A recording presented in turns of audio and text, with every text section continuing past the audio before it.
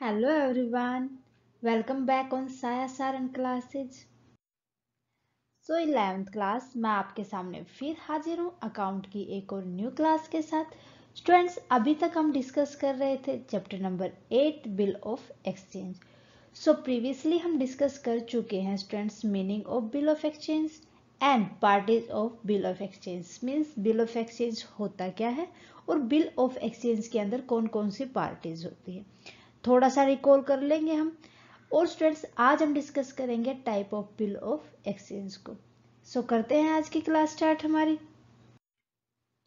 Students previous class के अंदर हमने पढ़ा था कि bill of exchange meaning and इसके अंदर पार्टीज कौन कौन सी होती हैं। आज हम डिस्कस करने जा रहे हैं type of bill of exchange. Students हमने पढ़ा था कि जब हम किसी भी चीज को खरीदते, किसी भी गुड्स को खरीदने जाता कोई भी कस्टमर, तो वो ट्रांजैक्शन होती है स्टूडेंट्स सेलर जो कि प्रोड्यूसर है बेचने वाला है एंड बायर जो कि कस्टमर है खरीदने वाला है। सो स्टूडेंट्स हमें पता है कि हम गुड्स को या तो कैश में खरीद सकते हैं या क्रेडिट में खरीद सकते हैं। कैश में खरीदते हैं तो उस टाइम पर ट्रांजैक्शन बस यही होती है, हम गुड्स ले लेते हैं और उसके बदले में उसको कैश दे देते हैं। अब कंडीशन आती है सेकंड स्टूडेंट कि अगर क्रेडिट में किसी भी चीज को खरीदते हैं तो उस टाइम पे हम गुड्स तो ले आते हैं लेकिन पैसे नहीं दे के आते या थोड़े बहुत पैसे दे के आ जाते हैं। तो तब सेलर क्या करता है कि स्टूडेंट्स एक बिल बना देता है, किसके नाम? बायर के नाम। सो जो सेलर है इसने बिल बनाया है, जिसने बिल बनाया है वो हो जाएगा स्टूडेंट ड्रोवर। ठीक है, इसने तो बिल बना दिया बायर के नाम।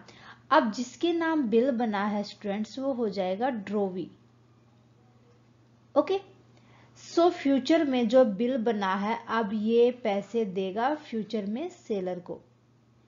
ठीक, अब बिल के अंदर लिखी थी ये बात, यही तो बिल ऑफ एक्सचेंज है। अब स्टूडेंट्स हमने एक और पॉइंट डिस्कस किया था पे।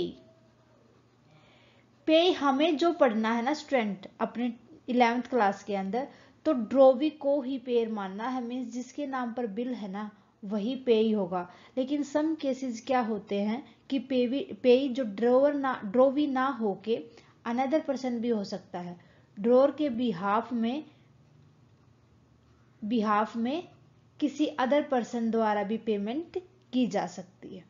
ठीक है, सो ये बात थी स्टूडेंट हमारी प्रीवियस क्लास की।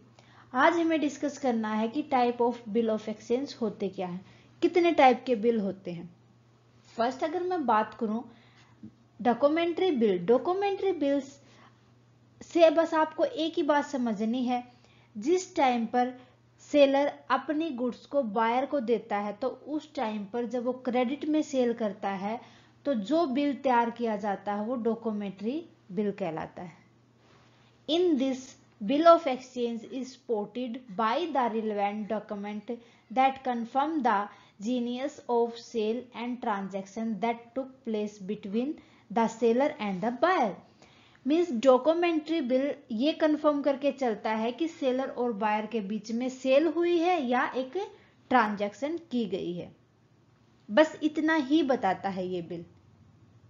ओके, नेक्स्ट आ जाता है डिमांडेड बिल। डिमांडेड बिल तभी पेबल होगा स्टूडेंट्स जब उसकी डिमांड होगी। मीन्स एक ऐसा बिल तैयार कर दिया जाता है, सेलर ये कहता है भाई जब मैं कहूंगा ना आपको मेरी फुल पेमेंट करनी पड़ेगी। ठीक है, मेरे को तब नीड होगी पैसे की, मैं आपको बोल दूंगा तो आप फुल पेमेंट कर देना। ये होता है हमारा डिमांडेड बिल।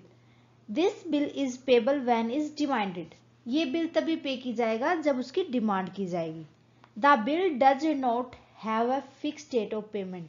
सो अब ये डिमांड के अकॉर्डिंग है तो क्लियर है ये बात अभी कि कोई भी इसकी पेमेंट करने की फिक्स डेट नहीं होती। Therefore, the bill has to be cleared whenever presented. So bill उसी टाइम पर क्लियर किया जाएगा जब उसको प्रेजेंट किया जाएगा, जब उसको पे किया जाएगा। Got my point? क्लियर है यहां तक? चले आगे। फिर आता स्टूडेंट यूसेंस बिल। यूसेंस बिल से आप यूसेंस का मीन्स हो जाता है specific time period. Specific time period clear है। मीन्स जिस डेट पर, जिस दिन सेलर ने ये कहा है कि इस टाइम पीरियड के अंदर आपको पेमेंट करनी है, तो वो यूसेंस बिल्स कहलाता है। मान लो कि उसने कह दिया सेलर ने कि आपको विद इन 10 डेज पेमेंट करनी होगी, तो ये 10 डेज हो जाए के लिए जितना बिल तैयार किया गया स्टूडेंट, उसको यूसेंस बिल कहा जाता है। It is a time bounded bill which means the payment has to be made within the given time period and time means जो आपको टाइम पीरियड दिया गया है उसी टाइम पीरियड के अंदर आपको इस बिल को पे करना है, पेमेंट फुल पेमेंट करनी है। Got my point. चले फोर्थ टाइप पे, इनलैंड बिल। इनलैंड बिल का मतलब ये होता है स्टूडेंट्स, मान लो कि इंडिया के अंदर कोई भी गुड सेल की गई है तो इंडिया के अंदर ही बनाया गया बिल इनलैंड बिल कहलाएगा। तो उसी के अंदर जिस कंट्री के अंदर बनाया गया है उसी कंट्री के अंदर वो पेबल होता है, इसलिए इसको इनलैंड बिल कहा जाता है।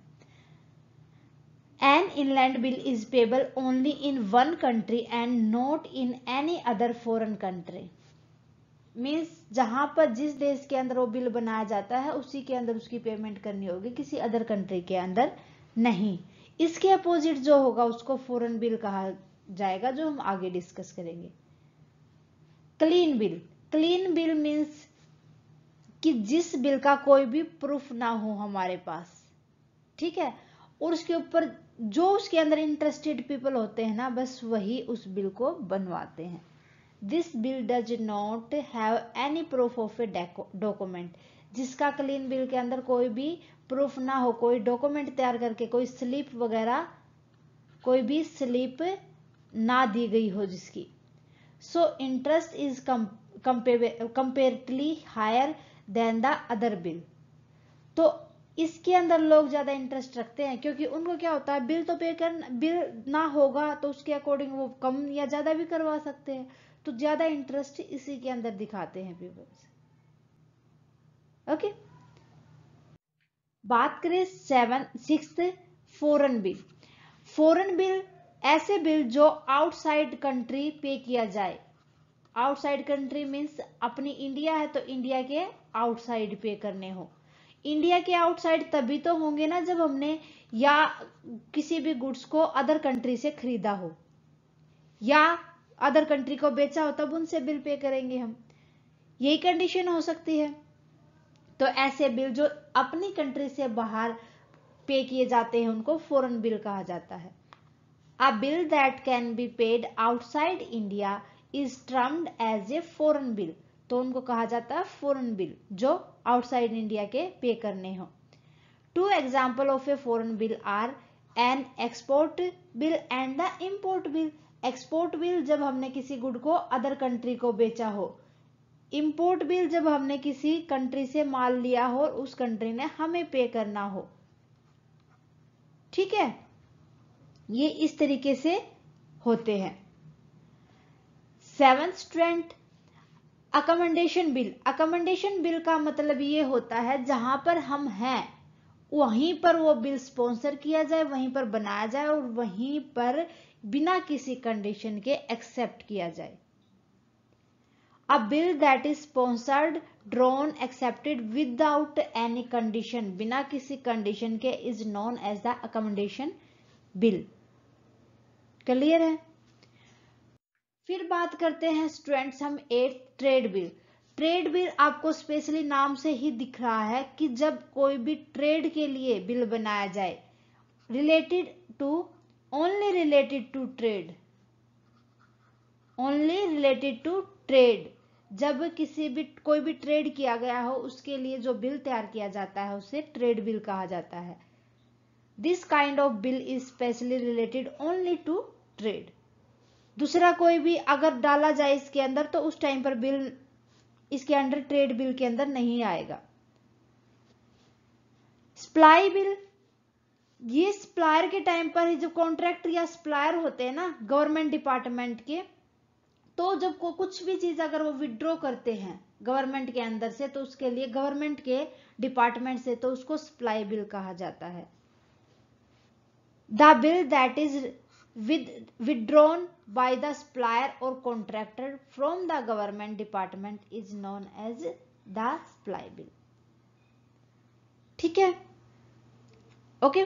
जब कोई भी कॉन्ट्रैक्टर या सप्लायर गवर्नमेंट डिपार्टमेंट के अंदर से कोई भी चीज खरीदता है, विड्रॉ करता है, तो उस टाइम पर जो बिल तैयार किया जाता है उसको सप्लाई बिल कहा जाता है। क्लियर है? सो स्टूडेंट्स, ये थे टाइप ऑफ बिल। उम्मीद है कि आपको अच्छे से समझ आए होंगे। सो स्टूडेंट, आज के लिए बस इतना ही।